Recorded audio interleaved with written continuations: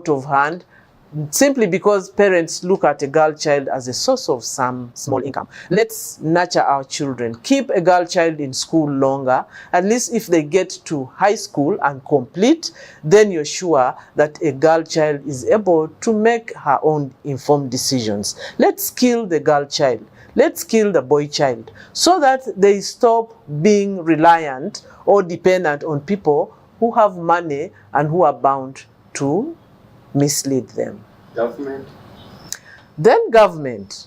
We want to thank government for the efforts that it has put in to fight and respond to HIV. You remember in the 80s, 90s, the prevalence of HIV in Uganda was at about 30%. But as we speak, we are now speaking about 5.6%. That has been a great achievement.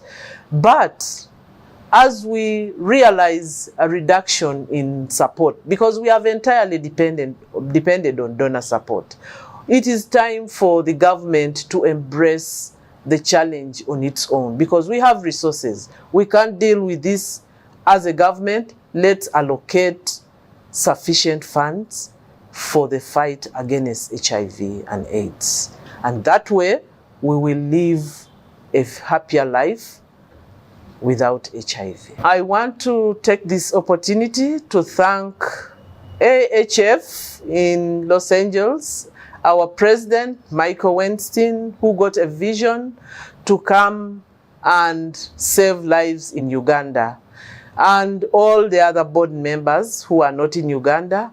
I want to thank the management of AHF Uganda Cares for the resilience that they have taken to fight HIV closely with government. We want to recognize the partnerships the collaborations we have with Uganda AIDS Commission, for example, the other stakeholders like the IPs, implementing partners, and other stakeholders at community level, the church, the cultural leaders, and remind the cultural leaders, the church, that they have a great stake in ensuring that we end HIV by 2030. I would like to thank the President of Uganda. He's been a champion. Mama Janet Museveni championed the elimination of mother-to-child transmission, and we can't go without thanking her. Her efforts have definitely yielded a great deal, as we saw a great reduction in HIV infections amongst children that were born.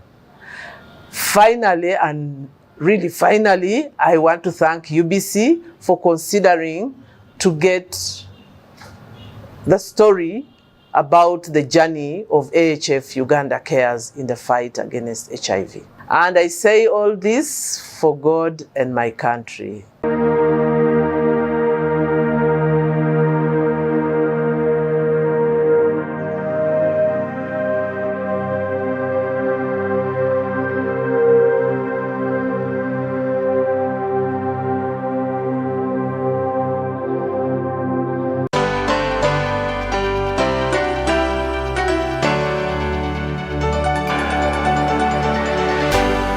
UBC, inspiring Uganda.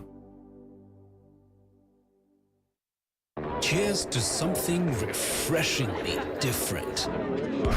Putting the brakes on a fast-paced world. Slowing down. Just enough to stand out. Cheers to the beer that does it differently. Brewed longer for extra refreshment. Refreshingly Club. Alcohol is not for sale to persons under 18. Please drink responsibly.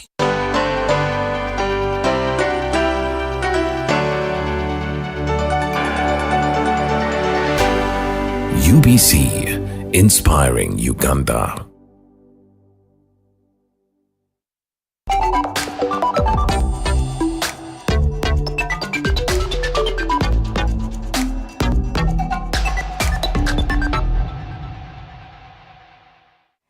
And thank you for joining me for this new edition of Business Africa. On our show today, we cover the monetary stabilization policies in Zimbabwe And Nigeria, where we take stock of the crackdown on cryptocurrency platforms with Saibu Olufemi Muibi, Professor of Economics at the University of Lagos. But first, let's get on with the show with our top stories today.